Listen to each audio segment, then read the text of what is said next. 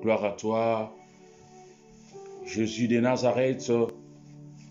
Merci, le bien-aimé dans le Seigneur. Nous sommes là comme prévu. Tango et Koki, Oyoto Parlaka, la part de Dieu Tout-Puissant, Jésus-Christ de Nazareth, les noms qui sauvent, les noms qui guérissent. Tous les sous-suna po kwanelero, lokola momesano, yakolobero ezali tata. Nazoko invité yo, mes bien-aimés dans le Seigneur, oyoza nandako, oyoza na train, oza na bus, oza par-ci par-là, live na biso ebandi à Facebook. Bana nyonso ya Kingdom of God Ensemble, to beleli bino pe to bengi bino, to simba na pe to zana bomoko, parce qu'il y a eu le temps pour pouvoir parler la part de Dieu. Comme on met ça, tout ça, on a un programme bien disposé. Tout ça, on a toujours adoration. Adoration, pe di bon de di poème, ma biso na prière, et préparer biso, lorsque la parole viendra, écoutani, et que ça la li pamboli pona moko. Yo ozana biso en direct qui a live, pendant que partager, ezaka pona yo mokote, benga bandeko, téléphoner, bandeko bakota. Nous voulons parler la part de Dieu et nous allons chanter, nous allons adorer comme prévu. Nzambe aza bien pe nzamba aza malamu. Moi ce que je sais, monoko na yo jamais kotika ko kangama. Ozanga ko loba ba merveille ya Nzambe. Monoko na yo jamais ko sila maloba. Pe motema na pe ba penser et ko bana ko bimisa toujours mal sola malasi kitoko. Yo oyo zana biso ensemble. Na mawana Nzambe nazo senga na yo partager vraiment. Ko tika na ngone ngona te partager. Bana Kingdom of God Ensemble, partager. Nzambe akopambola yo. Tuyembaka comme d'habitude, tu adoraka. Alléluia. Na bere mana yo Zambe nanga na bere mana yo Zambe nanga na bere mana yo na bere mana yo na bere mana yo Zambe nanga na bere mana yo Zambe nanga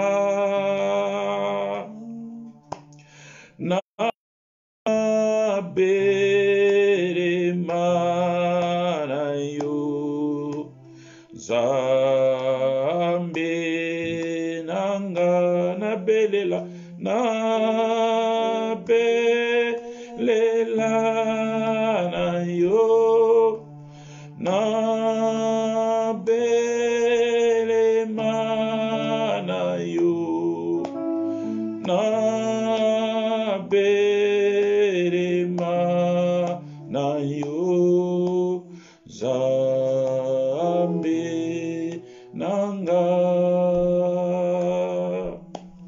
na lu kayo Nzambe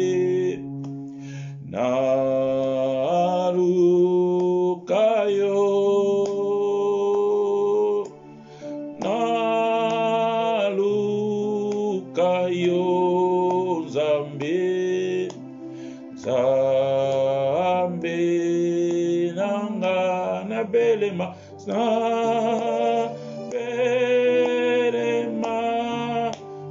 yo na belema na yo na belema na yo nambe nanga na belema na belema na yo na belema na yo na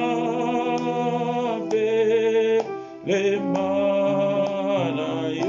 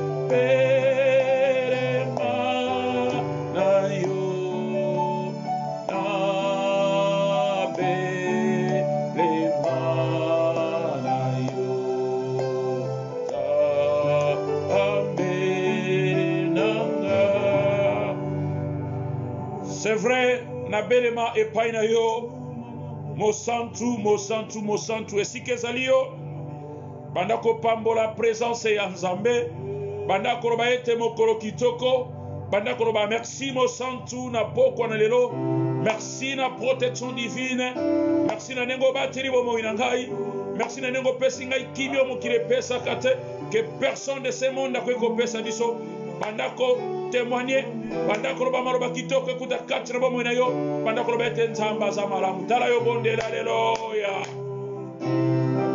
Merci tata, merci to pamboli yo peto netoli yo. Bisoto yebi yo zanzambe oya pesaka o zanzambe oya suflaka. Mokonji esemana biso kozare te toyo kaka yo Yesu.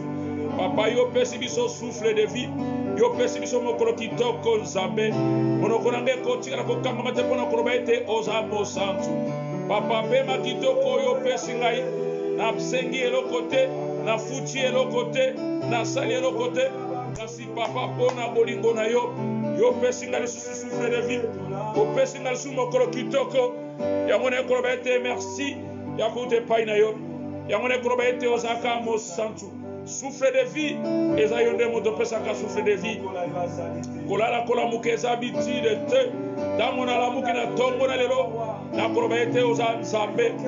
Oyo pesa ka pema. Opesi bana nyonso souffle de vie.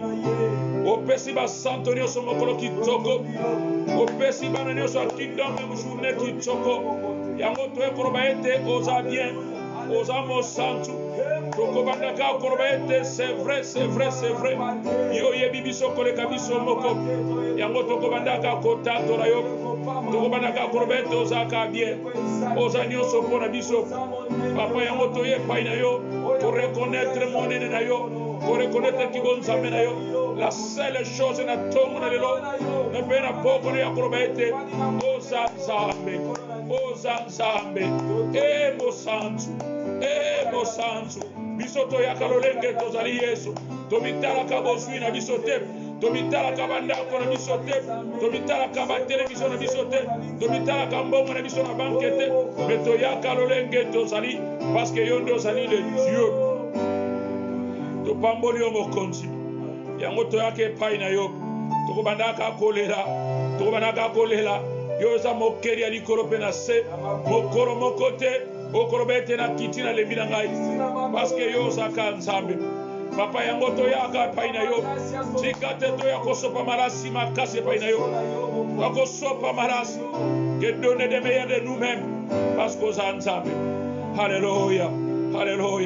Papa merci. Ngana yebi yo. Na yaka koluka yo. Nulenge na salim. Na talaka pema.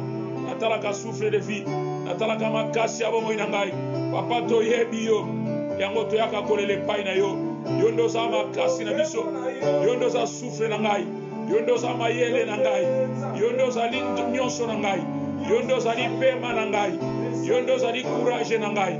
Yondo za kimelo na ngai. Yondo za lisungi na ngai. Yondo za nyonso na ngai. Yondo za nyonso na ngai. Papa na pesa osunini. Hallelujah.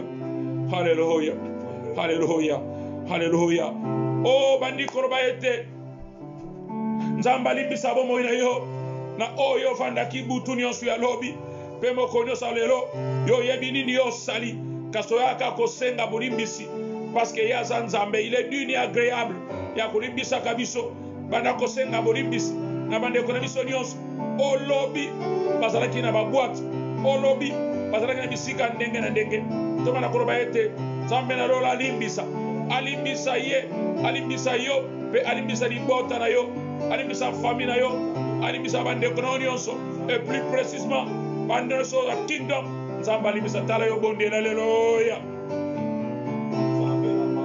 o continue yeli so pai na yo ngana za toujours reconnaissant et cette reconnaissance na ibike yango yondo linga kanza tango ngana simba ki téléphone na ngai na parla ki de n'importe quoi tango na simba ki Facebook na ngai na koma ki n'importe quoi gloire à toi tango na sala ki na ba réseaux sociaux na pensa ki ona koka ko penser kasi papa ya mona ye pai na yo ekorobete mo konzi limbisa tata limbisa bana na ngai Yesu limbisa libota na ngabo bimba nkolo, limbisa famille na ngabo bimba, limbisa bana nyonso ya kingdom, limbisa Pasteur Dudu, limbisa mama Natasha, limbisa mama Irene, limbisa mama Beni, limbisa papa Blaise, limbisa papa Alain, limbisa papa Destin, limbisa mama Célèbre, limbisa mama Angelica, limbisa mama Rose,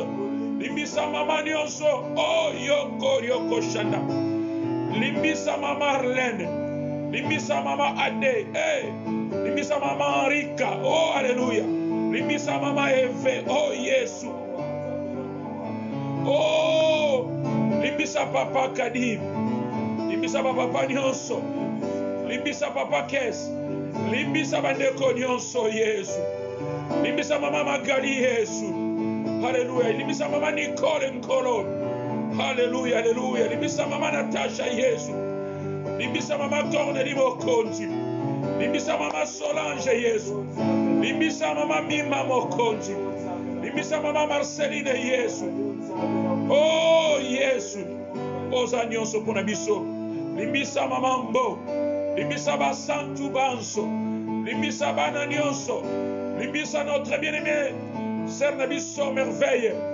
limbisa Sœur Nabiso Christella, limbisa bana Nabiso nyonso ya jeunesse, limbisa mama Nabiso Gisèle, limbisa mwana Nabiso Grâce, oh yoko shinda, papa soki yoko limbisa je sais, yo o efasaka, olimbisaka kaka teme yo ndo efasaka, papa merci, merci, merci, limbisa mama Deli Yesu,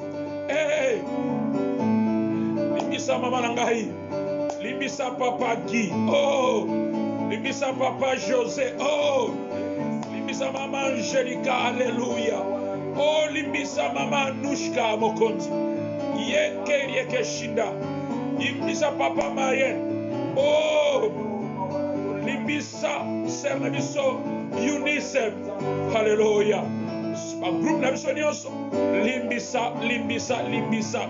limbisa mama Grâce, oyazali mama Tania, papa merci, parce que oza malamu, oza mosantu, tikate, gloire nere zonge pai na yo, alléluia.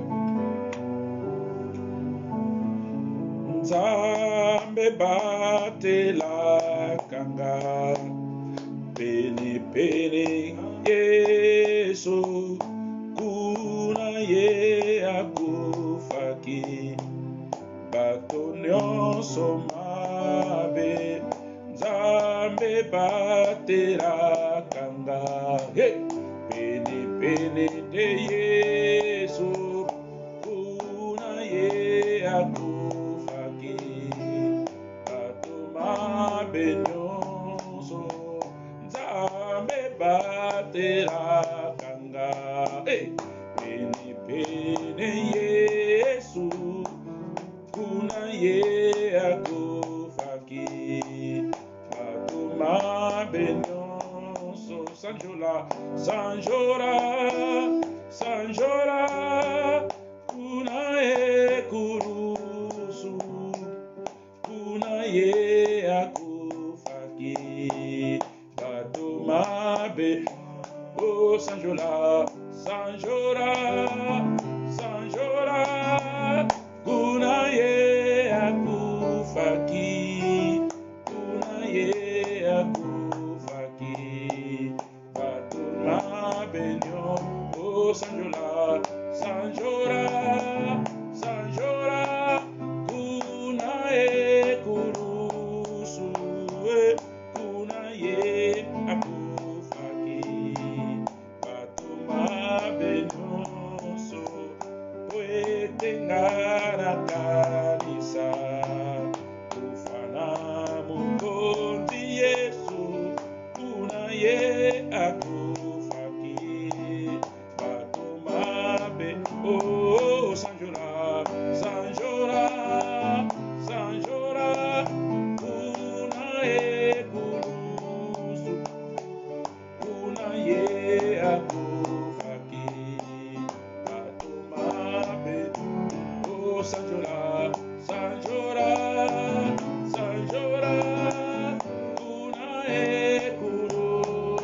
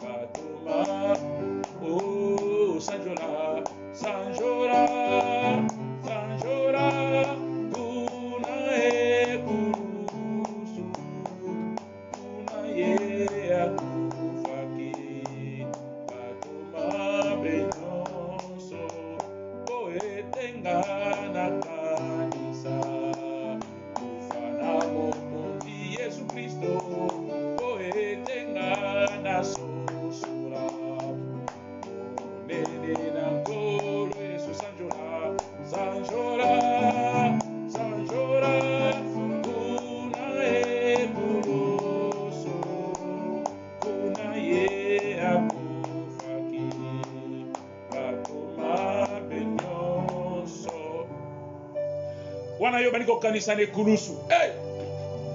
Baniko kanisa l'œuvre de la croix.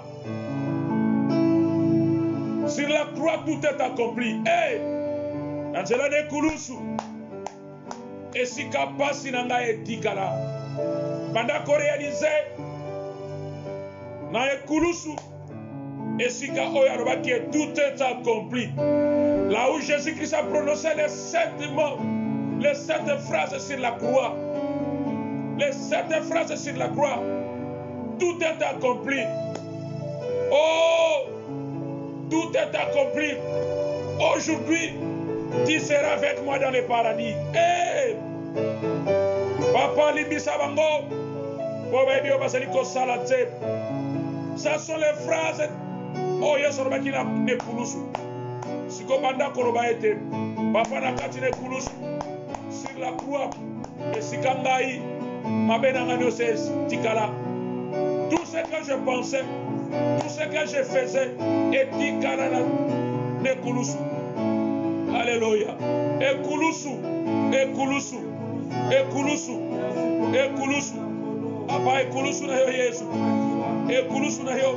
Esika yo sobaki makila. Esika yo robaki ate. Oh! Oh! Deko na ngasa yo sala l'œuvre de Dieu. Merci Mokonzi. Nazo kataka l'œuvre de la croix. Filange changea. Maladie nange tikala na kurus. Maladie nange no se tikala. Pasi alo korona ngai. Etikala ne kurusu. Pasi akobota ngai. Etikala ne kurusu. Kiseliba ngai. Etikala ne kurusu. Maladie ya motema. Etikala ne kurusu. Maladie ya bamyome. Etikala ne kurusu. Maladie ya ligumu. Etikala ne kurusu. Maladie ya moto. Etikala ne kurusu. Maladie ya mokongo. Etikala ne kurusu. Pasi akozanga kolala na poko. Etikala ne kurusu. Pasi nyonso. Etikala ne kurusu. Kozala seliba. Etikala ne kurusu. Ba problème na nyonso. Etikala ne kurusu. Kurusu. Kurusu. Sur la croix de Golgotha. Eye kemene keshinda. Ekulusu, ekulusu, ekulusu, sur la croix, sur la croix, sur la croix, à penser négatif, etikala ne kulusu, pas songe à mabe, etikala ne kulusu, bisala mabe, etikala ne kulusu, à penser négatif, etikala ne kulusu, envoûtement, etikala ne kulusu, pas oppression, etikala ne kulusu, mabe ya famille na manioso, etikala ne kulusu, pas makamuno za kindoke famille na etikala ne kurusu ola ngwi masanga etikala ne kurusu oh yende meke shanda bokorio koshinda ekulusu ekulusu yo o chanja nyonso yo o chanja nyonso yesu o chanja nyonso ne kulusu na koma mwana malamu ne kulusu misala mabeno se tikala ne kulusu Nekulusu, tricherie etikala. Nekulusu, kozo mibale batu etikala. Nekulusu, kozo basa batu etikala. Nekulusu, songi etikala. Nekulusu, nyonso etikala nekulusu. Bandoko ya banyoka nyonso, esila ne kulusu bandoto ya banyoka etikala ne makulusu yo ozolote bandoto ya banyoka etikala ne kulusu ye a vumi oh ye afuka bisa nyonso ne kulusu. Hallelujah, hallelujah, hallelujah, hallelujah. E kulusu nyonso nyonso etikala nyonso etikala nyonso etikala ya kaka yoko shinda. Hallelujah. Merci mon santu, merci mon yengebeni, merci parce que vous avez nzambe, merci parce que vous avez nyonso. Hallelujah, hallelujah. Biso toyebi yo Yesu, toyebi yo, tobanaka kotatola monene na yo, tobanaka kotatola monene na yo, oza nyonso. Merci mon konzi, merci mon santu, merci mon santu, merci toyebi yo, yango tobanaka kotatola yo, tobanaka ko adore yo, parce que toyebi yo, mutabokile salama, yorobaki, tout est accompli, tout est accompli. Tout est accompli. Tout est accompli. Et toi, aujourd'hui, tu seras avec moi dans le paradis. Aujourd'hui, aujourd'hui même. Aujourd'hui même. Hey! Aujourd'hui même, tu seras avec moi au paradis. Parce que cette reconnaissance, tu seras avec moi dans le paradis. Papa, merci. Bole. Alléluia. Au Saint. Hallelujah, hallelujah, hallelujah. Tozoyemba toujours. Kolo nangai na tondio kolo. Una manso yo saleranga. Utabo mwana nangai kino lero. Na tondio kolo. Kolo nanga tondio kolo pona manso yo saleranga utabo mwana nanga ikino lelo na tondio kolo zambe tata na tondio kolo swalo kumu kolo nanga mingi basala kinanga elungu kasi lelo bazana bomo ite isusu balemba na bango moko nini pasiereki nzambe tata na tondi yo nkolo swala kumu kolo nanga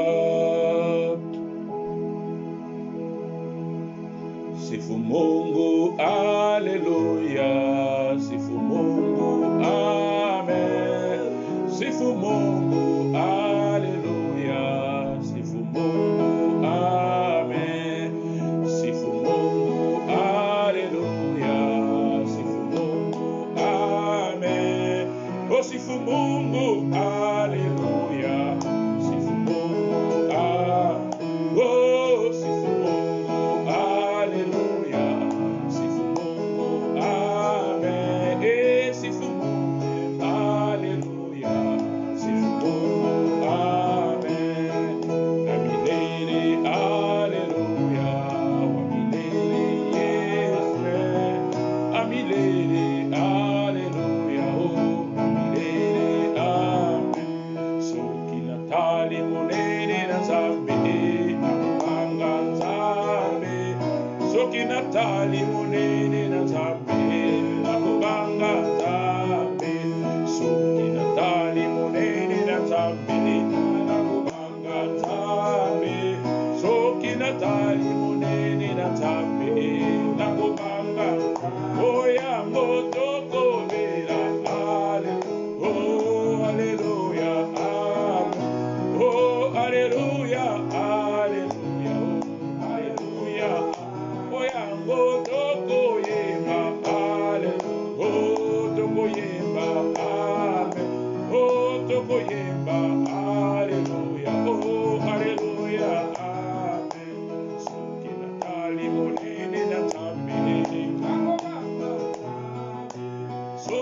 natali monene na Yesu nakobanga nzambe soki natali mbisi na mai nakobanga nzambe soki natali nyama na zamba nakobanga oyango tokobelela ale oh aleluya ale oh aleluya aleluya aleluya yango tokoyeba ale oh aleluya amen aleluya aleluya aleluya oh ni Yesu ni Yesu ni Yesu oh yo yo yo ni Yesu ni Yesu ni Yesu oh ni Yesu mapendo ni Yesu oh yo yo yo ni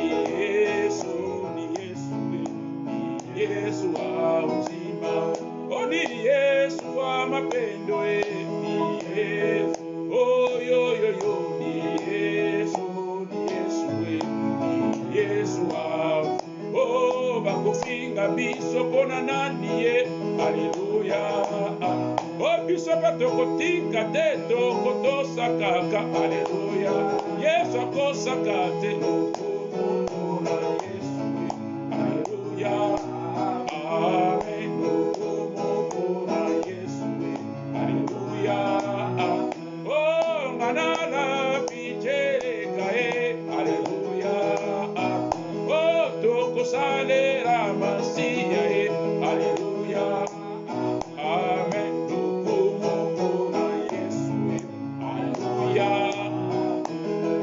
okomona Yesu haleluya oh manana pichereka haleluya oh nakosalera mokonzi haleluya amen okomona Yesu haleluya amen okomona Yesu haleluya oh manana pichereka haleluya oh tokosalera masiya haleluya amen okomona Yesu haleluya amen okomona Yesu haleluya oh manana pichereka haleluya oh tokosalera mokonzi haleluya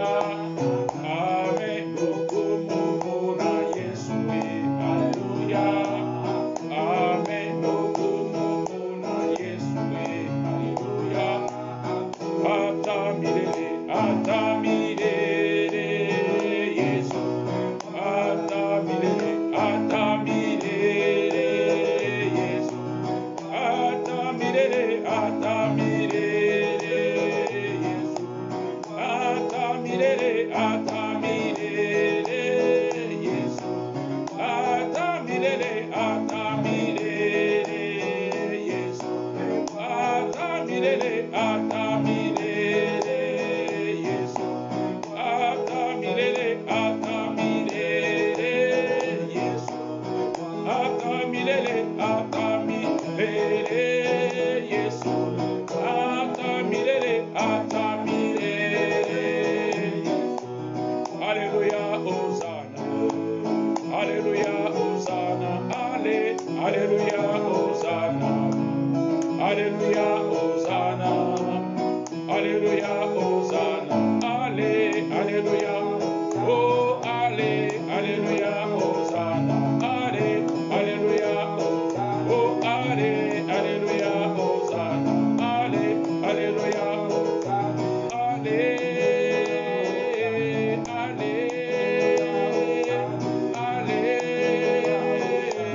ale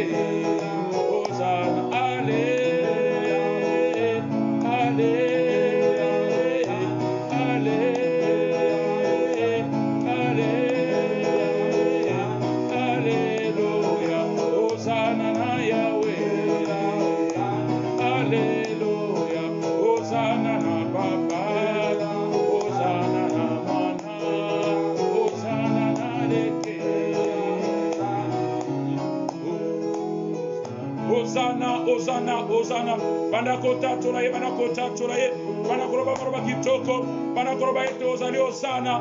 Hosanna, Hosanna, Hosanna. Osa papa, osa mama, osa molimo mosantu, osa nyonso. Merci mokonzi. Merci mokonzi. Toye kolele paina yo. Parce que osa na yo Yahweh. Osa les saints d'Israël. Osa Yahweh Shama. Osa Emmanuel. Oh mokonzi. Alléluia, alléluia. C'est toi, c'est toi, c'est toi. La main cachée, c'est toi, c'est toi, c'est toi. Elohim, c'est toi. Yahweh Shama, c'est toi. La pierre angulaire, c'est toi. L'étoile du brillant, c'est toi. L'éternel des armées, c'est toi. La voie, oh, le chemin et la vie, c'est toi. Oh, les bons bergers, c'est toi. Équilibre, c'est toi. Aux alliances. Alléluia, alléluia. Alléluia, alléluia, alléluia. Alléluia, Hosanna Yahweh. Alléluia, Hosanna Tata. Hosanna Mwanae. Hosanna Nkoroe. Allez, allez, allez, allez. Alléluia, Hosanna Yahweh. Alléluia, Hosanna Papa, Hosanna Mwanae. Alléluia, Hosanna, Hosanna, Hosanna, Hosanna, Hosanna. Alléluia, Alléluia, Alléluia. Mokonzi to epaina yo, mokota kokanina yo, mokota kokanina yo. Oza suka, oza bandeli pe suka, oza nyonso, mokwa kokina yo azalite. Alléluia. Hosanna, Hosanna, Hosanna. Mokonzi na kokamwa. Oza nyonso pona biso. Twana oro kumu. Merci mo santu. Merci mo konzi. Tokotantola kayo kaka Yesu. Parce que oza nyonso pona biso. Yoza nyonso. Gloire à toi Jésus. Gloire à toi. Tobani kobele la présence à molimo mo santu. Ye azala kanabiso. Pe akotika la kanabiso. Tobana korobana molimo mo santu ete. Ye abana na biso. Pe a continuer na biso. Nyonso ezo salama na poko na lelo. Ezala toujours contrôler na molimo mo santu. Elo komo ke bima kati na mosuni ezalite. Nyonso toko sala. Ezala toujours inspiré na molimo mo santu. Tati na yona ngato bondela lelo ya. Ye kemene ke shinda. Gloire à toi Jésus, le Saint-Esprit est parmi nous. Le Saint-Esprit est parmi nous. Papa tikate molimo mo santu evanda kati na biso. Tikate to sala ka kona molimo mo santu. Ya mone tozana posa na yango. Tikate biso nyonso tozala concentré, to inspiré kaka molimo na Nzambe. Alléluia. Molimo mo santu. Molimo na Nzambe. Alléluia. Alléluia. Merci tata. Merci tata. Alléluia. Alléluia. Merci mokonzi. Merci mokonzi. Mokonzi. Toyebiyo. Tokotatola kayo. Tokotatola kibo Nzambe na yo. Parce que yo sala kabiso de la ba penser na biso. Alléluia. Alléluia. Alléluia. Alléluia. Alléluia. C'est toi. C'est toi. C'est toi. Merci mokonzi. Merci mokonzi. Merci mokonzi.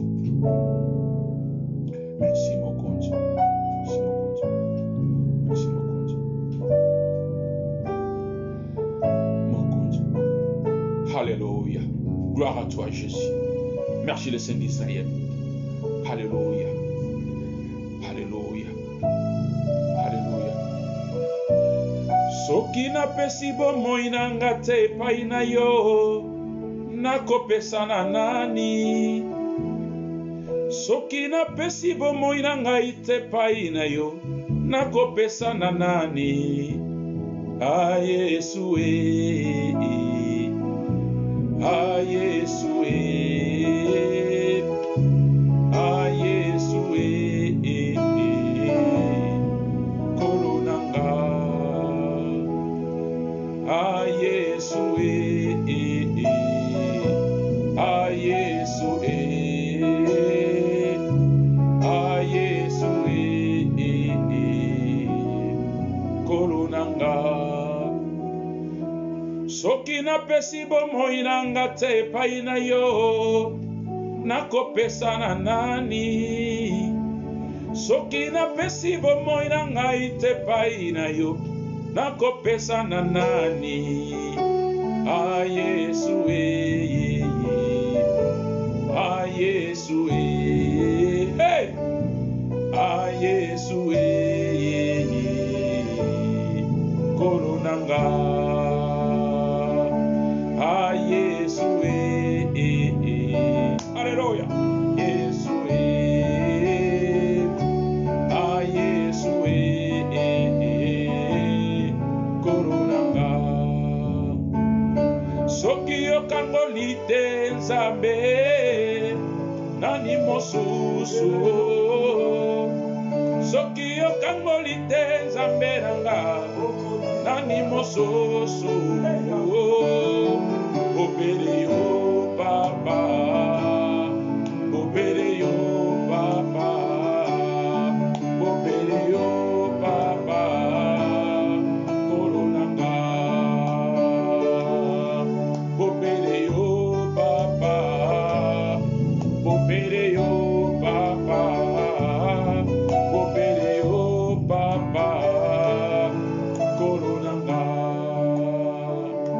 namikabaki Yesu namikabaki Yesu namikabaki Yesu namikabaki Yesu ongarabika ongarabika ongarabika koronanga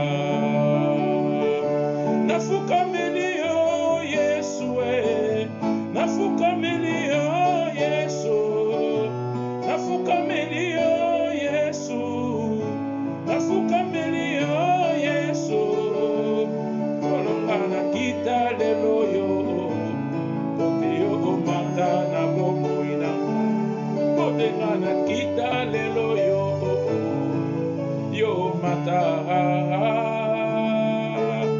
obere yo papa obere yo papa obere yo papa koronanga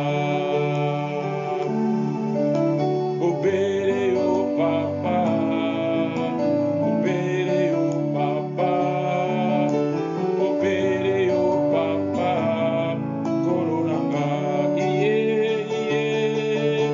obere yo papa obere yo papa obere yo papa koronanga obere yo papa obere yo papa obere yo papa koronanga. Gloire à toi, gloire à toi. Bobele yo papa bobele yo soki to fuka makeza parce que yo zanzambe raison pour laquelle o fuka merci mokili nyonso oyo pona pandémique COVID-19 yo lobi ete tout le monde doit être à genoux yango toza à genoux parce que yo nde mokeli yo solo baki merci mokonzi merci na mokolo kitoko merci na temps oyo pesi biso siko esike ezali yo bien aimé dans le Seigneur. Nous allons prier pour la parole révélée. Nous allons prier pour Naliloba Oyo. Oyo nyonso kokuta mana liloba Oyo. Oyo nyonso kokuta mana liloba Oyo. Ebota mokama na bomo inaye. Ebota implice na vie na ye. Parce que yango ndeza mai na bomo oyo. Talatina yo bondela leloya. Éternel mon Dieu, merci encore de plus. Merci aux Anzambe, aux Anyonso Ponabiso, aux Abolingo, aux Anyonso. Papa te kota tolayo, te kone tolayo, aux Abolingo, yango toye painayo, tika mama oyo, eza yondo lobela biso, tika nyonso koloba mana poko na lelo, eza la ainsi dit l'Éternel, nyonso koloba ma, eza la ka oyo koloba. Merci la présence spirituelle. Merci na Saint-Esprit. Merci na nyonso. O ezeliko salama. Lola ezeliko sepela. O te komitango oyo. O tato la kaliloba na nzambe. O tato la ka gloire. Turubaka ete. Gloire, gloire, gloire. na kombo na Yesu. Merci parce que oza malamu. Merci aux abolingo dans le nom puissant de notre Seigneur Jésus. Bisoban sotrobi. Gloire à toi, gloire à toi, gloire à toi. Seigneur Jésus-Christ. Amen, amen, amen, amen. Zamba Zamalam. Je vous salue dans le nom glorieux de notre Seigneur Jésus-Christ de Nazareth. Yo oyo okutami na live ya Facebook oyo. Nasoka sireo me bien aimé osaya ko pambwama. Yo oyo otiki moma oyo otiki ba responsabilité nyonso otiki ba na quelque part olobiete il est temps pour la parole révélée, pour la parole de Dieu. Au pesitan oyo pote oyo kaliloba na nzambe. Tika nzamba pambola yo oyo ezali King of God ensemble oyo ezali juste na Manor House juste soko bimina station 2 minutes nde okomona esika oto sanganaka biso banso bayenge bene bana na nzambe yango na poko na lelo toyeli susu na bandako na bino pona kotatola oyo ezali liloba na nzambe. Je voulais souligner quelque chose mes bien-aimés dans le Seigneur. Koloba liloba na nzambe to kote liloba na nzambe ezaka mawa na nzambe pezaka ka grâce ya nzambe ezaka grâce soki lelo oyo tokomi kozala ne tutukeli na bino na liboso ya etando na bino pona ko parler la parole de Dieu pona ko parler oyo ezali liloba na nzambe c'est juste eza mawa na nzambe ezaka mawa na nzambe parce que soki nzambe alobi bana kotala moko na moko nazata dignité ya kozala na liboso na yo pote na parler la part nzambe nazata dignité mais lokola nzambe aza nzamba mawa nzambe oyo ya nzamba bolingo nzambe oyo yebi yo nanga nzambe oyo créa mokili oyo bobele na liloba raison pour laquelle biso pe toyena poko na lelo pona ko utiliser ka liloba pona ko pambola mwana moko pona ko pambola libota moko pona ko pambola libota moko eza abati pona ko pambola libota moko eza na désespoir pona ko pambola libota moko eza na ba souci pona ko ramener conscience à moi na nzambe moko oyo biete moi c'est fini je suis fatigué nasina lembi na lembi nzamba zoko exister pourquoi il y a tant de questions que tu te poses pourquoi et mais je t'assure aujourd'hui na poko na lelo il y aura quelque chose qui va sortir oyo ko pambola bombo ina yo pesike ezali yo lobi amen amen amen. Gloire à toi. Yo nanga lokola tozana momesano. Chaque fois lorsqu'il y a la parole de Dieu qui se présente, tant lilo bananza bezali côté ma. Tozala na ba papier, tout comme tozala na ba Bible na biso parce que Bible ndezali eza révélation na biso, eza référence na biso, eza vie na biso mobimba. Ba réponse na biso to lukana bo moy, eza kachina Biblia. Yo nanga sike zali yo zu Biblia na yo. Et je salue en passant tous les hommes de Dieu, nord, sud, est, ouest. Obazo umela na kati na mateya. Obazo umela pona kotea liloba na nzambe. Nanzela ya Facebook, nanzela ba YouTube. Tikate papa na lola. Apambora yo. Et afungula porta lola. Pe afungula bénédiction. Et si kezala ki ako kangama. Et fungwama. Et si kaba tira ki yo point. Nzamba kocha virgule parce que nana tche pointé. Et si ka osa qui n'a pas problème, osa solution. Et si ka osa qui n'a santé, ça n'est qu'au déranger, pour te diable a pénétrer, pour te l'ilo bananzambete, tikate yo kota. Et nazo saluer tous les hommes de Dieu, au baza partout, baza n'a pas de difficulté, nzamba salabino bolamu, dans le nom de Jésus. Merci, nzamba zamalamu. Et tant qu'on est sur le terre, le bananzambete, tozo ngaka mwamboke, na oye lobama ki mikoleleki. Tolobela qui était. Je n'ai jamais vu un juste abandonné. Zamba kotika la ko abandonné yote. Aussi longtemps aux autres tambola na ba principe et ordonnance ya nzambe. Nzambe na lola kotika la kotika yote. Attends la dernière minute akoloba ete moi je suis l'Éternel ton Dieu. O ya salayo. Akoloba ete ko banga te, ko lenga te, ngana za nzambe na bomoi na ko salayo bolamo. Et tout le monde qui susu Le pasteur a continué à qui deuxième partie. On a conclu. À la qui kobanane bandeli petit na suka. Comment moto akwe ko zala abandonné. Et ça qui n'a pas raison. Yangona poko na lelo. Tozo keneka toujours na ligne wana. Mais to bimisi moi sous-titre. Sous-thème na biso poko na lelo. Et ça était Dieu est avec nous. Olobi amen, amen, amen. Dieu est avec nous. Si Dieu est pour nous, qui sera contre nous? Wana yo songisi personne. Soki nzamba zana yo. Mo kwa ko tia epekisel na bomo ina yo azalité. Si Dieu est pour toi, qui sera contre toi? Personne. Si Dieu est pour nous, Satan n'aura pas l'accès. Parce que nzamba zana biso. Et mes bien-aimés, souvent lorsque nous vivons, les choses ne marchent pas. Souvent lorsque bamakamunyo sotosa na bavina biso ezo tambola te, tokoma kana ba stress, tokoma kana ba problème, et ozo ko s'accumuler na ba différence way, tolobaka ete Dieu n'existe pas.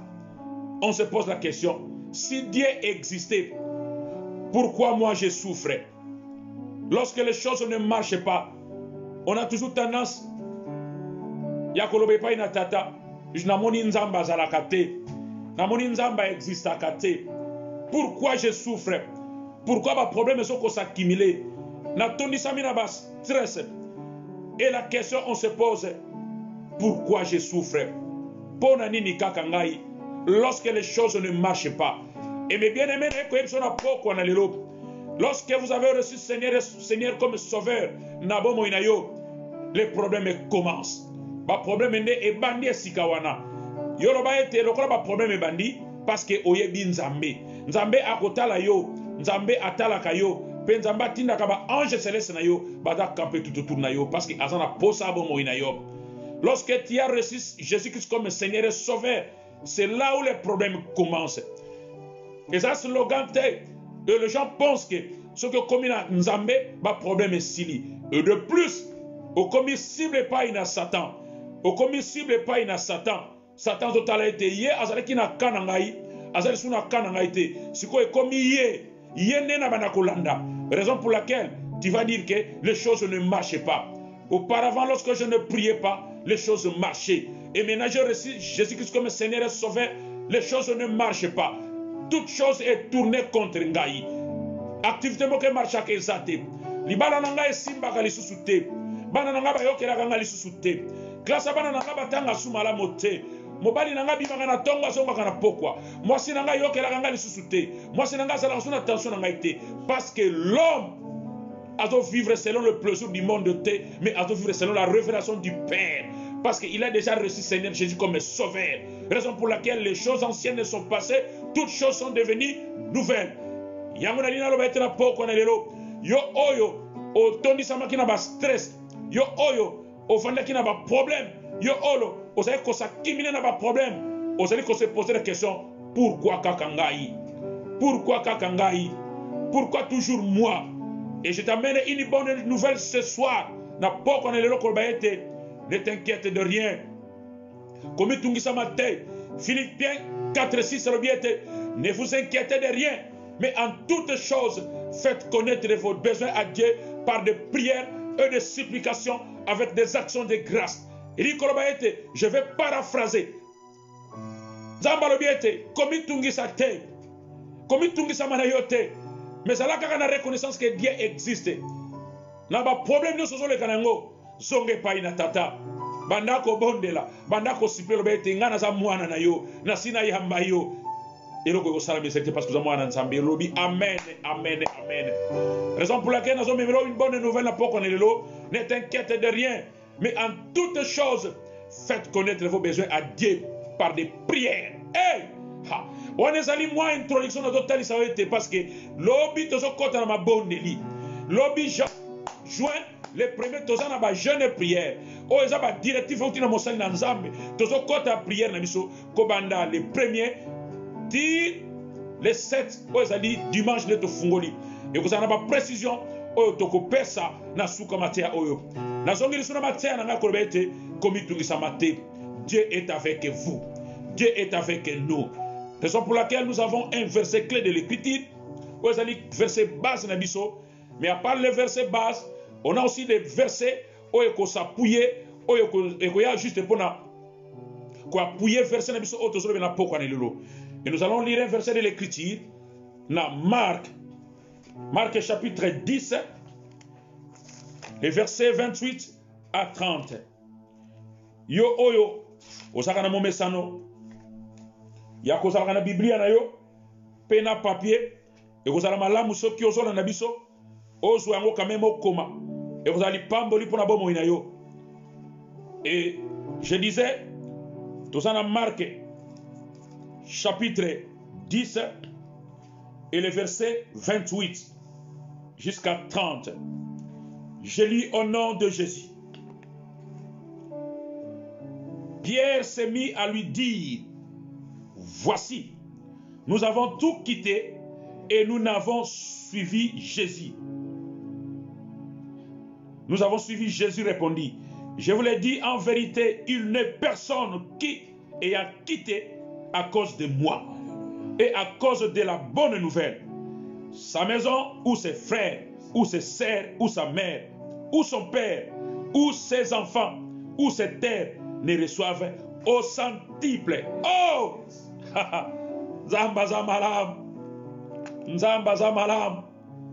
Nzamba za bien.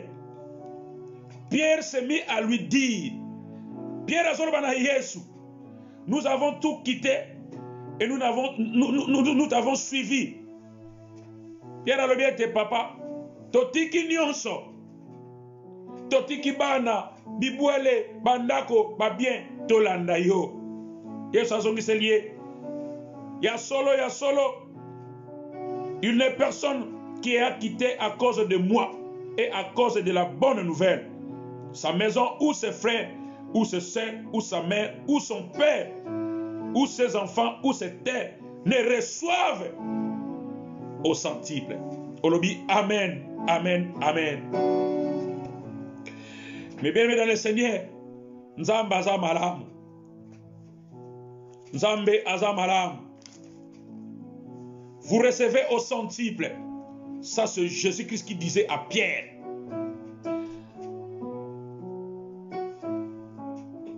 Je vais paraphraser. Pierre, c'est quelqu'un qui a oumelaki na Yesu Masia. A oumelaki tango molai na Yesu Masia.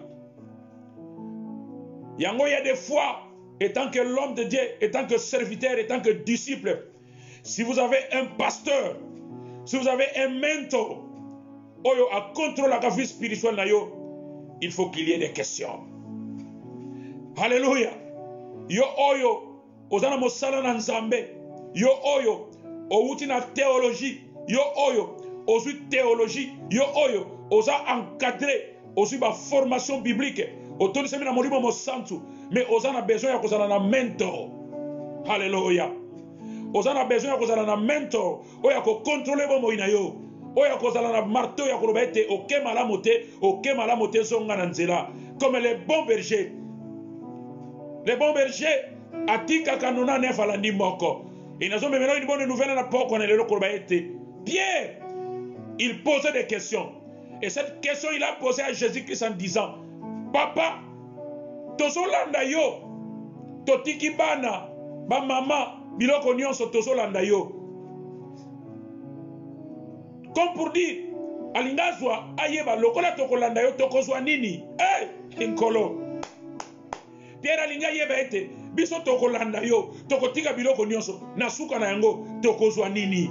Litomba nini tokozwa, biso tokolanda yo. Litomba nini? C'est Pierre qui parlait. Un homme de Dieu, il faut azara na moto oya tuna kaba question. Alléluia, alléluia, alléluia.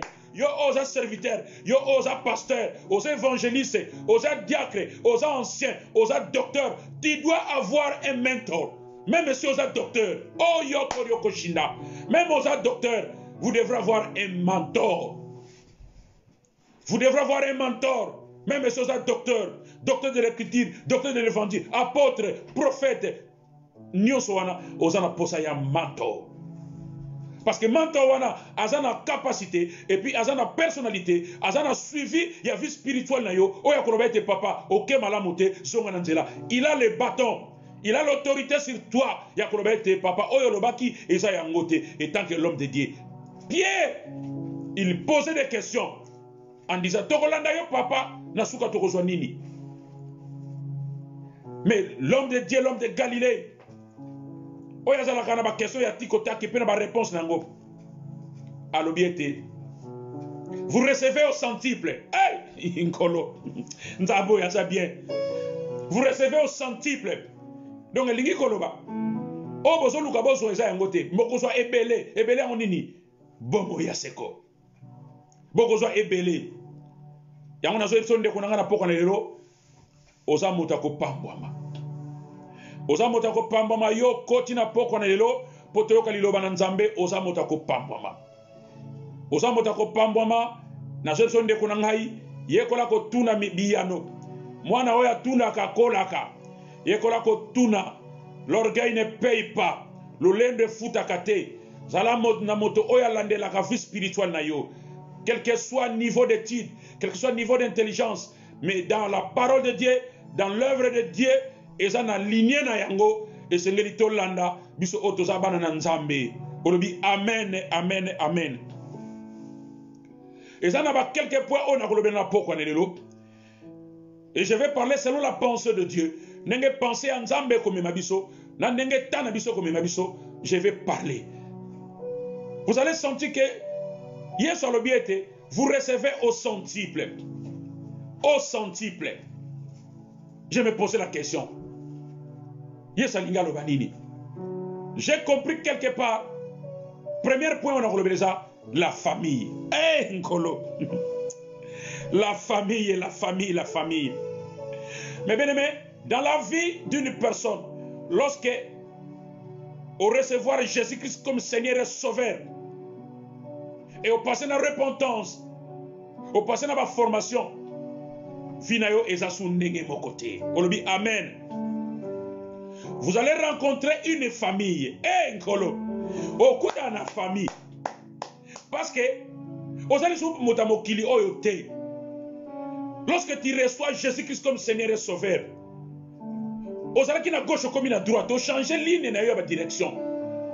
Vous allez sous n'importe qui. Vous avez maintenant une grande famille. Ou comme une famille mosusu. Famille ango. Ils ont des soeurs, ils ont des frères, ils ont des maman, ils ont des biloko nyonso na kati.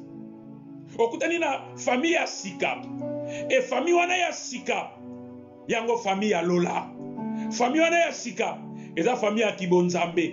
Je t'amène une bonne nouvelle. Mais bien aimé dans le Seigneur. Yo oyo oyamba Yesu Masia lokola mobati lipe mo kengeli. Vous avez une nouvelle famille. Vous avez une nouvelle famille. Nazo prophétiser la vie na yo. Okoma na famille ya sika. Okoma na famille ya sika. Okoma na mama ya sika. Okoma na sœur ya sika. Okoma na frère ya sika. Okoma na papa ya sika. Et sans oublier, vous avez un bon pasteur qui est le bon berger. Yoko Shanda. Nazo banon de konanga me bien le Seigneur. Lorsque tu as reçu Jésus-Christ comme Seigneur et Sauveur, vous avez déjà une famille. Hey! Vous avez une famille. Comme une famille. Mais bien aimé, quand on a famille église, c'est lengi. Quand on a famille binzambeza bien. Quand on a famille babanganzambeza bien. Si quand je te pose la question, famille ne banani. Hey! Yoko shinda yana mana kashanda yaka mana yo siko famille eza nani osio yamba Yesu Masia mais famille eza nani banani baza ba famille na yo. Et je t'amène une bonne nouvelle ce soir. Oyo nyo sazana kati na Nzambe yo wana de famille na yo parce que bango wana bokena bango tina lola loba amen azande kono ya molimo ndeko na molimo. Nakoutelekina maman moko quelque part. Lorsque je lui parlais de la parole de Dieu, alors binanga papa nzamba pambola bino. Na tondi samane sengo parce que sikoyo nazo ba famille, nazo ba ndeko ya molimo, nazo ba famille ba ebi nzambe. Wana ndeza libonde lina ngai. Mais bien aimé de le Seigneur, mena yo na par na yo. Bandeko no baza banani. bandekono baza banani nazoye biso na poko na lelo. Lorsque vous avez accepté Seigneur Jésus-Christ de Nazareth comme sauveur personnel na bomo inayo, toutes choses anciennes sont passées. Voilà, tu es devenu une nouvelle écriture, nouvelle. Ekelamu ya sika. Elingi koloba, ba minyo sotu ya kalozalaka na bango. Baza suto komi na famille mosusu. Vous avez une bonne famille, famille en Christ. Orobi amen. Yango na zopson de konangai. Yo oyo tango yaka na église. Tango yo sambelaka. Tango kilte silaka. Je t'amène une bonne nouvelle. Na eko revendiquer yo, na eko te soke nengo tambolaka eza yango te. Soki église sili kosala presa ko kendete. Kozala ka presa ko kendete. Yo oyo zalaka soki église sili o continue voiture okei. Yo oyo zalaka soki kilte sili o lobi oke ngana sangana kate ngana kenanga. Yo oyo zalaka soki kilte sili o zibana na yo okei. Yo oyo zalaka soki kilte sili oko simba te lokote, oko simba babante, oko simba microte, oko simba ba je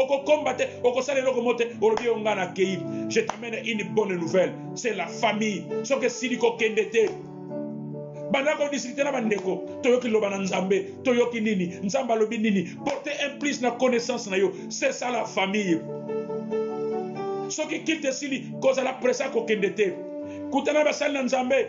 Le papa nzamba pambola yo. Et qu'on peut se faire encouragement. Kutana basal na nzambe te papa. Tikate nzamba a déverser toutes sortes de bénédictions. Na oyo tebiso nzambe na lola akutana na yo lukaba ndeko papa oya kite pona nini situation za nini bonyoso bela nini oh nzamba za malamu. Je t'amène une bonne nouvelle, une bonne nouvelle.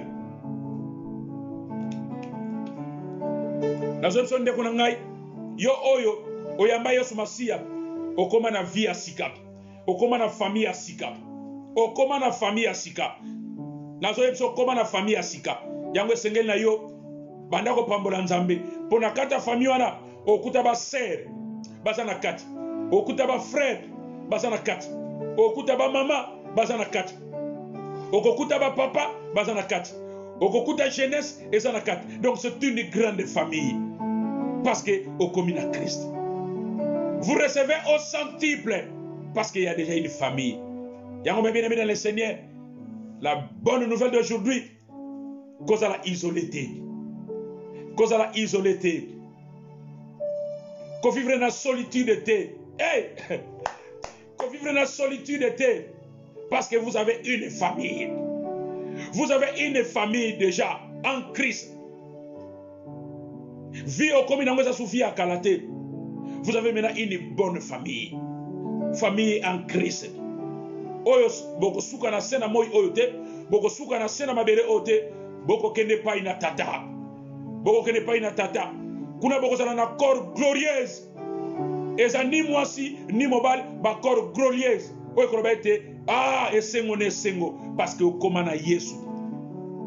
Yango na sopson de kuna ngai zalaka motene sengo yo oyo koma na famille. Nazote abana Kingdom of God ensemble banda ko pambola nzambe lobete nzamba pambola parce que na koma na famille. J'ai maintenant une famille. Ozoba matanga. Ozoba problème. Mais bateli bosoba ya. Hey! C'est l'église. Alléluia. Yoko yoko shina. Mais bien c'est l'église. C'est la famille, c'est l'église. Nous sommes la famille. Nous sommes la famille. Vous avez un problème. Peut-être Ndekonaoya Makila. Agoyana Nouté. L'église est là. L'église est là pour te soutenir. Dans mais bien aimé, ne faut jamais se sentir solitude. Et à la portion ayote. Parce que vous avez déjà une famille. Vous avez déjà une famille. Oyozo vanda na yango. Une famille. Ozali ke soko simbi téléphone au bengi. Mama koya, papa koya, sera koya, mokambia koya. Pona ko soutenir yo na ba problème osanango. Yango na ko episode de konangai. Saisir opportunité na poko na lero oyo. Soit téléphone bana ko partager message oyo. Bana ko partager message oyo. C'est un message, c'est un message très puissant pour l'église, pour la famille, pour la yonangai, ototika, monde musuto, comme na Yesu Masia. Dans cette zone de konangai, nzamba ko tira ko bossa na yoti. Dieu est avec toi. Dieu est avec toi. Raison pour laquelle Yonanga Toyeba Nzambo Tosambelaka Azandenge Nini. Olobi Amen, Amen, Amen. Dieu est merveilleux. Oya Tambola Kanaye, Amona Rabi Kamwa. Oya Vanda Kanaye, Avivaraba merveille. Et si Kaya le kaka, Bilembo Salamaka. Et si Kaya Tchaka Loboko, Batuba Kangola Maka. Il est multisystème. Il est Dieu Yatikotak. Il y a non et kotika non, sokalabi oui et kotika la oui. Celui qui pardonne a effacaka. Oh, soka pardonner et tika la kate, mais il efface. Nous avons parlé sur la famille. Mais bien aimé, lorsque vous avez une famille et que vous ramenez un vrai bonheur. Alléluia, alléluia, alléluia. Alléluia, alléluia, alléluia. Les bonheurs que nous sommes en train de parler maintenant, ils ont dépend de Nabosu Nayote. Hey! Bonheur, ils ont dépendre de Nambongo Nayote, Namwasa Kitoko Yosa Nayote, Namisalo Salakate, na personnalité Osanango Mosalate, na bagrade Osanangote, et quoi mener le bonheur. Ça va t'amener le bonheur. Pour dire que Nzambe atika kayote yo oyo o uti déjà na mokili au koti na kibonzambe. Dieu ne t'abandonnera jamais. Nzambe akoti kayote. Nenge moko Pierre bande ko tuna ba question. Nous avons parlé de la famille, totali constitution famille, importance nango na église locale, importance nango pe ba bénéfice nango tant que moi na Nzambe. Si tu as un vrai bonheur, vrai bonheur, ce n'est pas dit avant tous en bonheur, faut me la masanga. C'est ça le bonheur. Aux en mbongo, c'est pas le bonheur. C'est pas ça. Au cause en vie, il y a des difficultés. Mais écoleka, parce que vous avez le bonheur en Jésus-Christ. Ça, c'est le vrai bonheur qui est en Jésus-Christ. Et ça va bonheur oyaka en Jésus-Christ. Nous avons amené une bonne nouvelle. Toi tu penses que avant on a bonheur, il faut au droguer. Hey! Et je connais, il y a des autres personnes, il y a des autres hommes de Dieu. Avant d'approcher l'évangile, il faut à droguer. Mais bien aimé, je t'apporte maintenant une bonne nouvelle. Lorsque vous êtes en Christ, le bonheur, le vrai bonheur, et ça partage les botanayo. Lorsque vous êtes en Christ, vous avez le vrai bonheur. Bonheur wana, et ça c'est parce que vous en avez mbongo, parce que vous en avez besoin, parce que vous en avez nyoso. Bonheur wana yangote. Bonheur wana ko résister kachabo mo inayo. Et ko résister, et ça na condition té. Bonheur wana ça na condition té. L'essentiel oyebaka que Jésus-Christ existe. Parce que lorsque Ésaïe a prophétisé avant 700 ans en disant qu'il y aura un fils. Un fils. Akoya Otobenga Kombo Emmanuel. Prophète Ésaïe a prophétisé. Il est parmi nous. Dieu est avec nous. Lorsqu'on y a mis pe au quotidien na bomo inayo akotika yote. Et le bonheur est quoi accompagner bomo inayo. Le vrai bonheur est que vous allez partager la vie nayo. Yango na option de konangai yonanga to na poko nelelo to saisir l'opportunité oyo to comprendre que la pensée en Nzambe et l'ingito za la banani. Il y a beaucoup de écritures, il y a beaucoup de versets et belé de Genèse Apocalypse. Dieu est avec nous. Dieu est avec nous. Dieu est avec vous. Si Dieu est pour nous, qui sera contre nous? Personne. Ce qui nous avant kutana na yo, il faut kutana l'homme de Galilée liboso. À quoi tu chef na yote, il faut kutana na l'homme de Galilée. Yango na solution na poko na lelo recevoir la bonne nouvelle. La bonne nouvelle de Jésus-Christ de Nazareth. Le vrai bonheur, yango tozo lo bela. Vous allez sentir que avant Ozala na bonheur, tu penses à l'argent. Mais na comme ça ndeko na ngai. Babi ebele bazana mbongo balala ka lisusu te. Azana mbongo ebele mi pana epongi ezalaka te. Mais yo na ngai tolala ka pongi ya ba bébé. Yo na ngai tolala ka pongi ya kimia parce que Nzambe otondimela il est le seul le véritable Dieu. Oya pesa ka pongi na kimia. Oya chanja ka vie ya bato. Oya lobaka ete ngai na changer vie parce que so koma ya nga. O koma produit na ye. O koma ya ye. O dépenda suna motote mais o dépenda kana Nzambe na lola. O dépenda kana Nzambe na lola. Yango je t'amène une bonne nouvelle. Le vrai bonheur il vend pas inattable. Le vrai bonheur ils ont resté pas inattable. Yango yonanga toza batone sengo. Biso tondimela Yesu. À tous ceux qui l'ont reçu, il leur a donné le pouvoir de devenir l'enfant de Dieu. Yango nazolo baete. Oh non ça ndimaye. Azo déjà pouvoir. Ya koma mwana na Nzambe. O banga su nini. O banga lisusu nini. Ozana eloko su yo ko banga te. Parce que papa na lola asa pona yo. Asa derrière yo. Akotika yo te. Pe ako abandonner yo te. Parce que Dieu est pour nous. Personne n'a la contre biso. Wana lobi amen. Amen, amen, amen. Nzambe aza malam. Nzambe aza ya solo. Et nous allons parler sur la paix. Mais bien aimé, lorsque vous êtes en Jésus-Christ, vous avez la paix. Et cette paix, personne de ce monde peut te donner. Paix wana motamokila ko pesa yango te. Mais bien aimé, paix wana motamokila ko pesa yango te. Paix wana Nzambe kanda sa pesa yango. Même aux autres dames, on a pas de problème à ndenge. Même si je marche dans les vallées de l'ombre et de la... Je ne crains absolument rien parce que Nzambe azana bomoyi, Nzambe azana ngai. Même aujourd'hui je tombe, l'obinga na kotelema parce que Nzambe azana kanangai. Même aujourd'hui ça ne marche pas, l'obi ko marcher parce que Nzambe azana kanangai. Le loso ngana la linzala, l'obi na kozwa parce que Nzambe azana kanangai. Le loso na za chômeur, l'obi na kozwa parce que Nzambe azana kanangai. Aujourd'hui si je n'ai pas un enfant, na botite, Nzambe azana kanangai parce que Nzambe opesanga mwana. Et si comme on a Biblia, et le bateke yoza ekomba, ogotika la ekomba, et ça ne sika mogote. Yo lokolo yamba yesu masia lokamo mobatili pe mokengeli. Banda ko zala moto ne sengo banda ko lobete. Fini, tracasserie fini, stress est sili, ba problème est sili, je vais voir la paix. La paix en Jésus-Christ. Nous sommes sur le mot bien aimé. Et vous ne comprenez pas. Tu utilises Facebook, Instagram, YouTube, Skype, réseau et belé. Mais vous ne comprenez pas depuis au côté de réseau, on a vu na beba. Oh yes. Depuis au côté de réseau, on a banda réseau on est fungwama. Banda comment concentrer na réseau on a. Peut-être vu na change.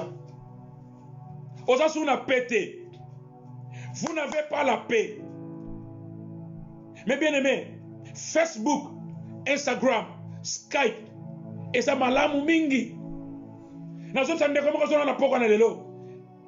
Le ba était bishop à lobby, Facebook, et ça malamu, Instagram, et ça malamu, Skype, et ça malamu. Mais et comment aka mabe na yo zo sale la yango. Au moni te bato ba bana ko kala ba problème te yo ye ka lobby oboyi. Tala ba problème ko mo zo na libala na yo. Hey, ye ke shinda makara ka shanda. E banda kala okota kangote, osoka yangote, katango yo ye. Au moni to komi na ba problème. Je t'amène une bonne nouvelle na poko na lelo. Facebook est un problème te, réseau nga un problème te. Yo nde ozo sale la yango babe. Et puis on voit comment on a été, on a bien basala angote, mutasale li yango mwana na yo, mutasale li yango mobali na yo, mutasale li yango mwasi na yo, mais oleka bango, yo koma liboso, yango comme ko ba problème, o comme ko ba problème, o cha commentaire aussi problème, o commentaire aussi problème, o cha photo aussi problème, o loba aussi problème, parce que bien basala la angote. Ozo kimiate. Eh! Pe wana ebungi yo. Pe wana ko sala na yangote me bien aimé.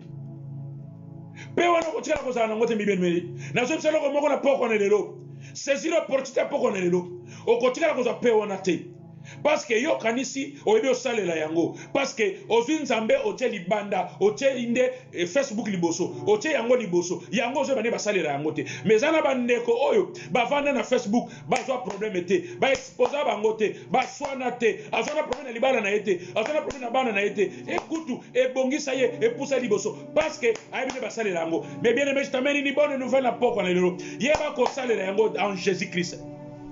Et j'encourage Batoyo, dans Facebook, pour un côté évangile, pour un côté l'activité songolo, pour un bénéfice, pour un encouragement, pour un avantage à Nzambe, pour un avantage à Nzambe. Mais bien, on est tout ça dans mon kili, oyo, bénéfice à Nzambe zanini. Hey! Bénéfice à Nzambe zanini. Yo ozona na poko na lelo. Yo umela na Instagram, umela na Facebook, umela na nyonso. Bénéfice à Nzambe zanini. Mais j'encourage bandeko bazana Instagram, o bazana Facebook, o bazana Skype, o bazo sala pona bénéfice d'Nzambe. Tika papa na lola pambo la bino, la déverser toute sorte de bénédiction dans le nom de Jésus. Alléluia. Wanolobi, amen, amen, amen. On a encore des choses à parler. Nous allons parler la part de Dieu. Nous allons parler l'évangile de Christ. Christ a nous l'espérance de la gloire. À tous ceux qui l'ont reçu. Oh, après ça bango. Makasi ya okoma bana na Nzambe. Yo ozo luka pe. Toi tu penses que so que na boîte de nuit ne yo ke ko za pe. Ha, na so ko meno une bonne nouvelle. Vous comprenez pas so ben ngo boîte de nuit parce que il y a les ténèbres. Et voilà une révélation. Na boîte de nuit, il fallait pas la boîte de jour ou bien boîte de day, pas la boîte de nuit. Ce qui fait il y a les ténèbres qui règnent là-bas. Toi tu dis que so ki ngana na poko lelo, na so ke na boîte pour na so pe, na so yebsa ko tango kende. O meli, o sauté, tango kosonga, pesate, kimia ezate, kimia na bomo ino ezate, parce que, oyebi nzambe oya benga yote, oyebi nzambe oyo sale la kate, pe, ezeloko mususu na bomo ya bato, pe, eza mususu na bomo ya bato, na soso na poka lelo me bien aimé, yo ozo landangai, partagez, je te demande pardon, partagez, ce que je disais auparavant, Facebook, ezala pona bonheur ya yonangai. Bénéfice Nzambe za wapi. Bien meloko nyonso to sala mokili oyo, foto e baka bénéfice Nzambe za wapi. Bénéfice Nzambe za wapi. Allez, vous allez dire que Dieu m'a abandonné. Dieu ne t'abandonnera jamais.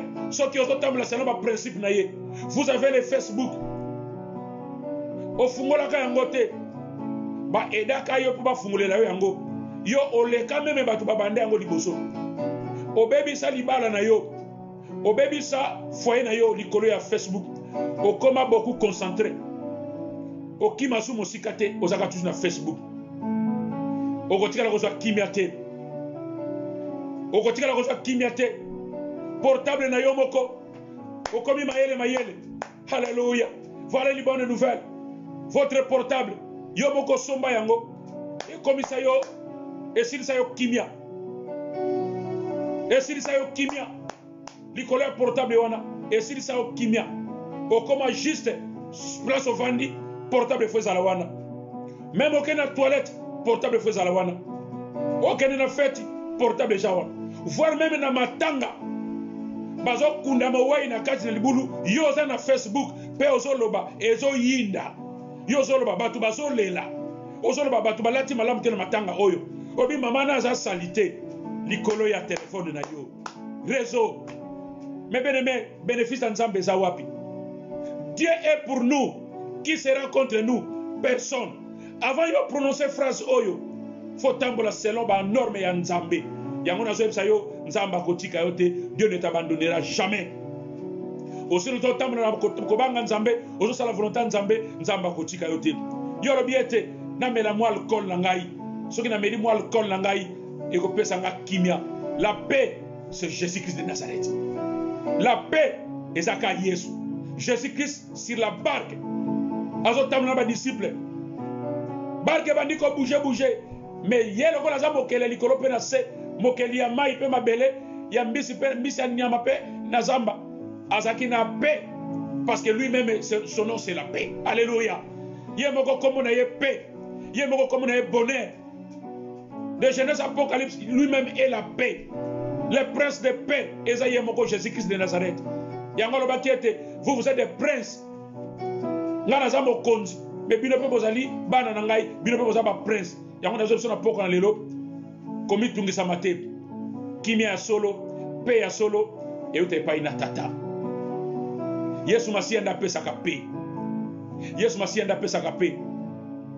Raison pour laquelle avant ozala na pe ya malamu, il faut avoir le pardon du péché na maboko na yo. Hey! Le pardon sincère, le pardon du péché.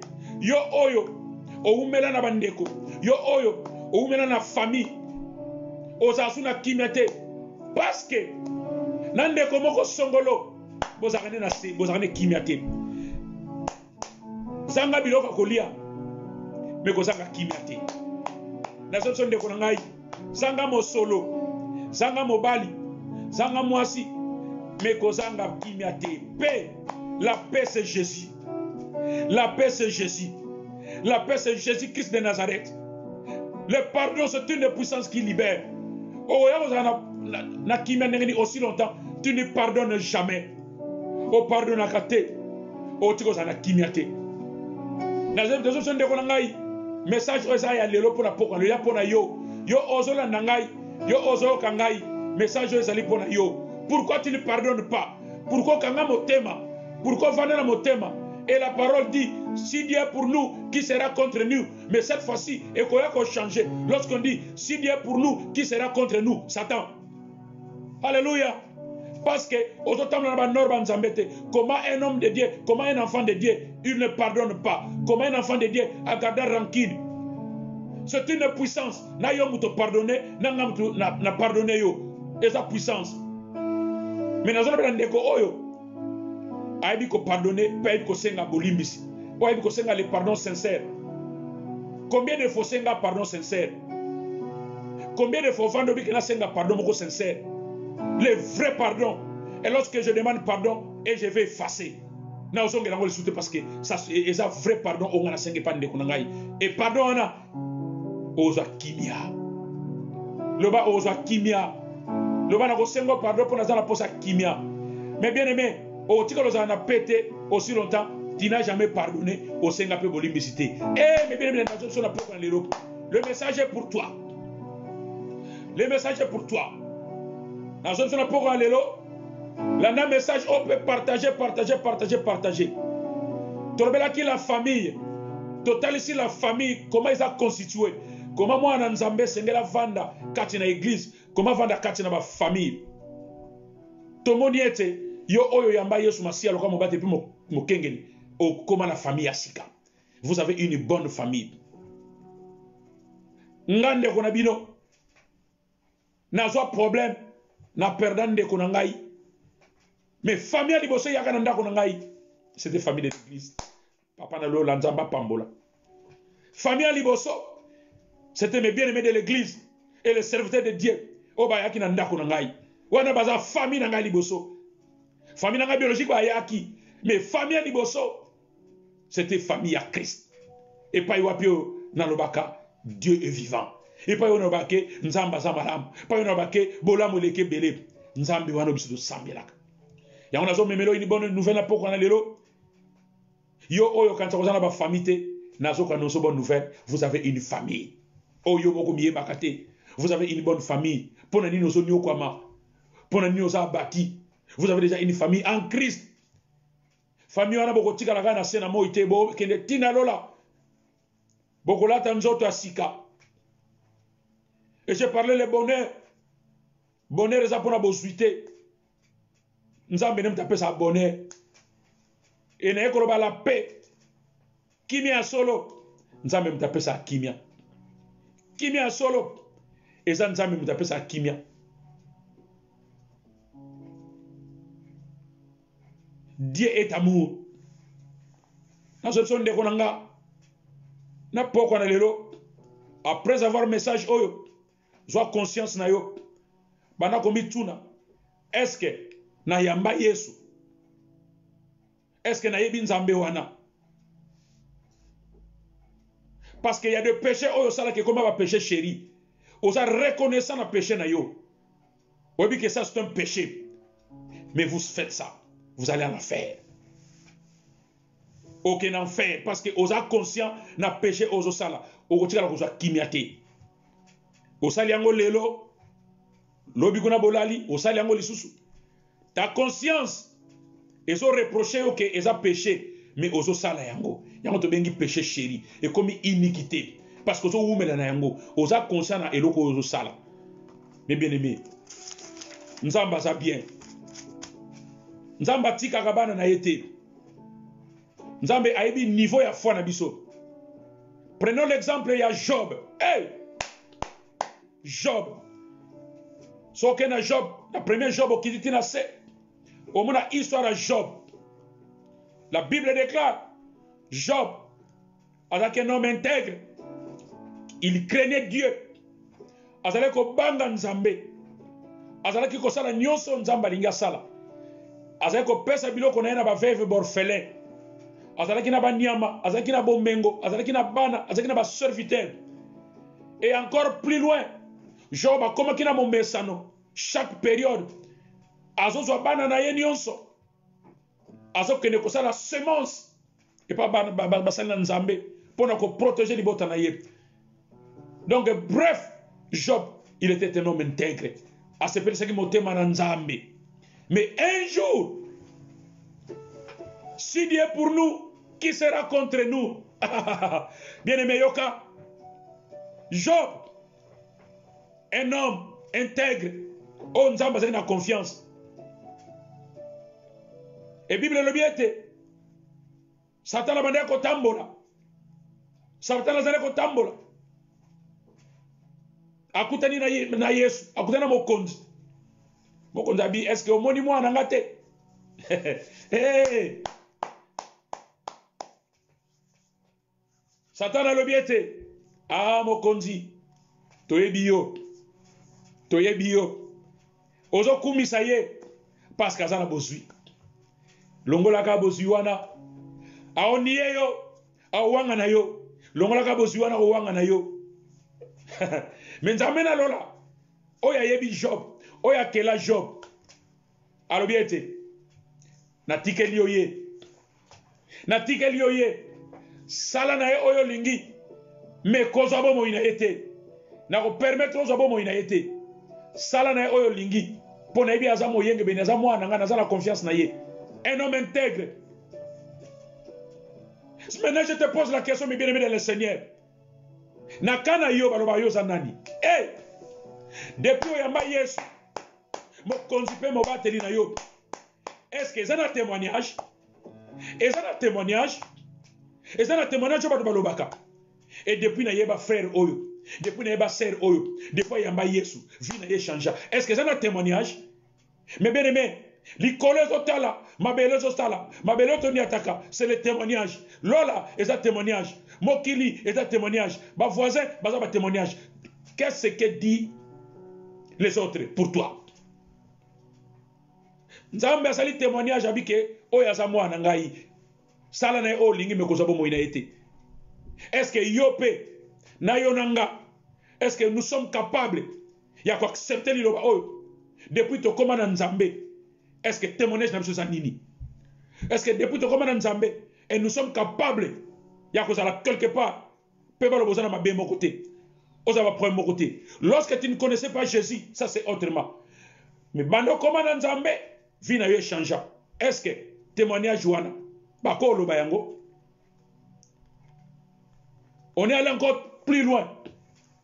Satan a yé abotoli nyonso banyama bibwele ba serviteur même na bana. Job atikali ne lokote. Ale Job alongoli bilamba tumbi bilamba lati matita lati o akwa ko sala amitiki. Mais bien aimé na ko ebselo komoko, voilà une révélation. Job a bandi ko souffrir. Mais Satana atindi le sous batumi sato. Hey! Nazo kwa meneo ke na livre Job. Bana na premier Job ko mona histoire no ko tanga pour comprendre.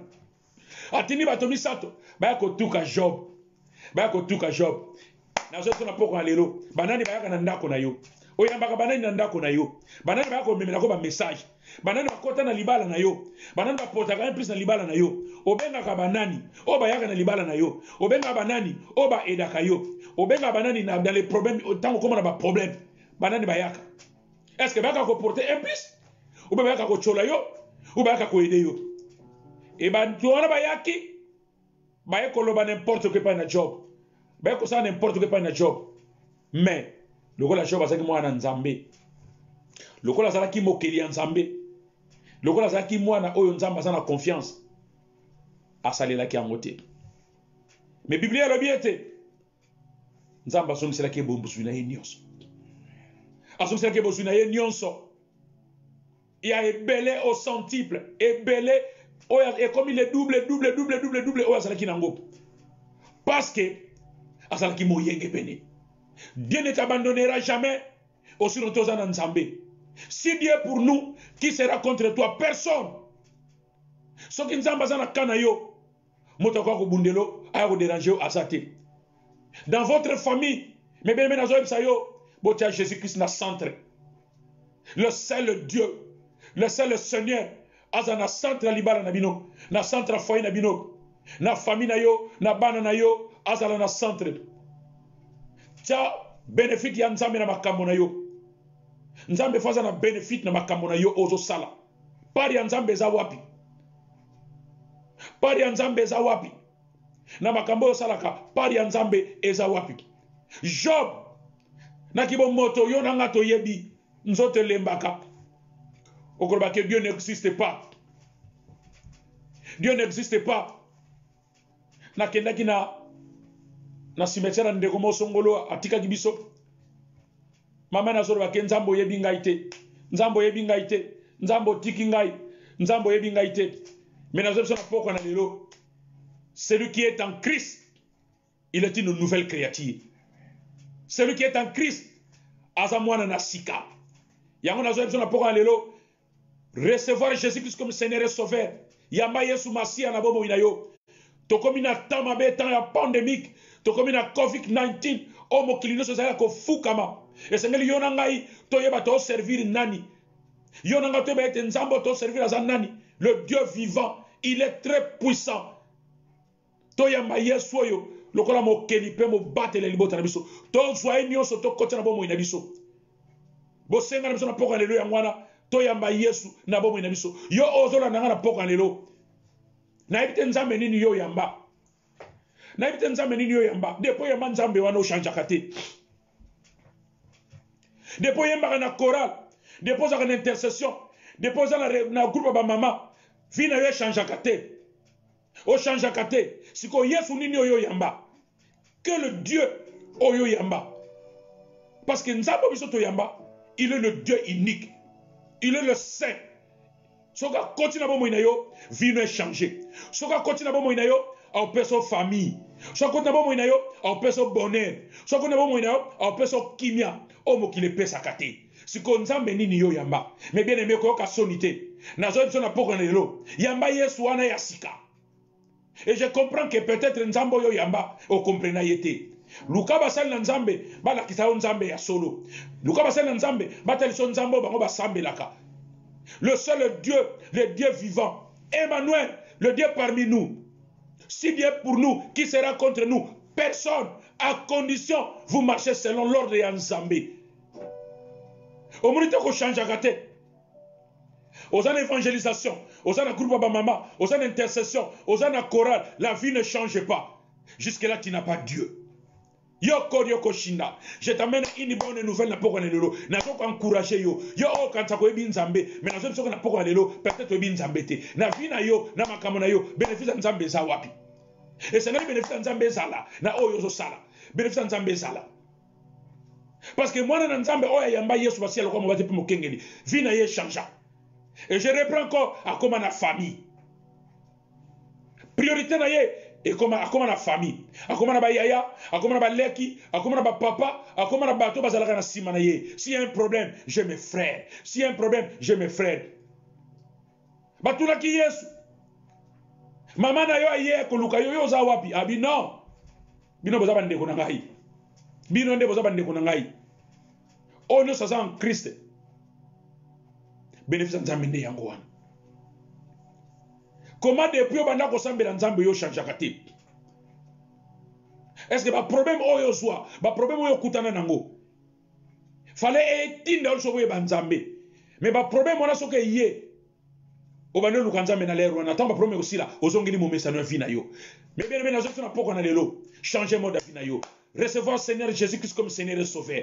Ce que ça n'a pas il y a des hommes de Dieu au bazo leka, bazo parcourir na ba Facebook, na ba live, na ba Instagram, na ba Skype, bazo leka. Côté molimo nzambe kotinda yo, kutana na yelo bana eke, na bana ko sambela bana kala, na comprendre que na yamba Yesu te, po vina nge chanja te. Na zana pesa na yamba Yesu ya solo, Yesu apesa ka bomoi, Yesu apesa ka kimia, Yesu apesa ka bonheur, Yesu apesa ka paix. Motoko peso pelo ko na Yesu asate. Yango zola la tena butu. Ozona la tena butu parce que tu n'as pas la paix. Parce que ozana Yesu te. Moi na nzambo azana Yesu. Abanga swelo côté, alala na kimia. Eza lo pese facture à courant, eza lo pese facture à nini. Eza la zako zela mbonga bana ju yangote. Et même azako zela child de bénéfice ju yangote. Même azako ba child de crédit ju yangote. Azaka na kimia parce que nzambe nem ta pesa ka kimia. La paix eza n'est pas une tata. Mais bien je t'amène une bonne nouvelle. To yamba Yesu Masia. Lokola mo battre pe mo kengeli. Soto yambiye, il nous abandonnera jamais. A opesa biso kimia o mukile pesa kate. A opesa o famille, a opesa ba papa, a opesa ba leki, a opesa ba yaya, a opesa ba bon berger, a opesa ba pasteur malamu, a opesa ba prophète malamu parce que vous avez déjà une famille. Et famille ngo esukika awate oko kenena lola avec un corps glorieux. Okolata nzoto ya sika. Oyo mobali te moi cité okolata nzoto ya sika et sengo ne sengo parce que vous avez déjà une famille. Voilà une bonne nouvelle na poko na lelo. Ya on a juste ndeko na ngai Job. Na kibo moto yo na nga to ko ba kete aza pas abandonné. Est-ce que so ke komi na kana yo? Est-ce que tout le monde yango Dieu n'aime pas. Dia dinga ngai pourquoi je souffre? Pourquoi je souffre? Mais bien aimé, et sengonio se bandaka na pasi avant mon sengo. Okoye ko za na santé soko butaki na 0 été, faut bana na 0 bani na 1 yango ya ko mon sengo. Fala une bonne nouvelle na poko na lelo. Yo nangai to umela na mosala oyo. Yo nangai to zo nzambe na centre ba problème na biso. Yo nangai to chai na kati na bomo na biso. Yo nangai to ya ba bénéfice nzambe na makambo to zo sala. Yo oyo gumela kana ba réseaux sociaux eza malamu eza mabete mais au sale la kango ndenge nini vous ne comprenez pas yango et détruire famille na yo depuis oyekola Facebook famille no ebeba parce que ebine ba sale la yango te o le quand même bato babanda ko sala yango yo o devant ça yango esangisa o kimia yekola ko yeba ko senga pardon pour so ka kimio mukile pesa kate. Voilà le message à poko na lelo. Tikate yo uti ko wimena biso na poko na lelo. Opambwama dans le nom de Jésus. Que Dieu vous bénisse. C'était votre humble serviteur Bishop Rems. Zamba zamalam yangwana tokomi na suka ya mayangani na biso tout comme un message na biso na poko na lelo. Yonanga tozo atan lisusu ya koyoka yango soki ezana ba question yo ko tuna le serviteur baza bien disposé oyebi bango benga ba serviteur tuna motuna oyo moni ete izaki lisungite benga ozana poso zo ba éclaircissement benga papa na lola akosunga yo. Merci encore de plus tika nzambe apambola yo yonanga oto umeli na poko lelo pona liloba na nzambe oyo. Dieu est pour nous et qui sera contre nous? C'est personne. Amen, amen, amen. Et sans plus tarder, j'ai quelques communiqués à vous donner, tout comme à vous transmettre. Oyo et Sali à Kingdom of God ensemble. Et nous avons commencé notre programme de jeûne et prière la semaine prochaine. Donc lobby Tobandi programme Napso, il y a jeûne et prière. Raison pour laquelle nous aurons notre programme ce soir sur Facebook Live de 19h à 20h. Donc nous aurons encore Facebook Live na poko anelelo pour na ba précision oyo kopesa me pa ya pasteur Doudou Matadi okozwa ba précision to manquete to kota pona o vivre ba précision wana c'est pour le bénéfice ya corps ya Christ et ça une révélation que te pa ina tata que to kota na mabondeli na biso. Alors na uta koloba ete à 20h pour préparer notre jeûne et prière pour donner le directif par rapport à notre programme de jeûne et prière de ce lundi 1er 7 juin 2020. Donc soyons donc tous connectés ce soir de 19h à 20h pour poser les fondements. Lorsqu'on dit poser les fondements, pour comprendre au bon de la coma, quels sont les versets. L'homme de Dieu a commis kako, qu'on pose les fondements concernant une semaine où on a jeûne et prière. Le thème de notre programme du jeûne et prière nous sera donné, communiqué par les pasteurs pour prier selon la pensée de Dieu.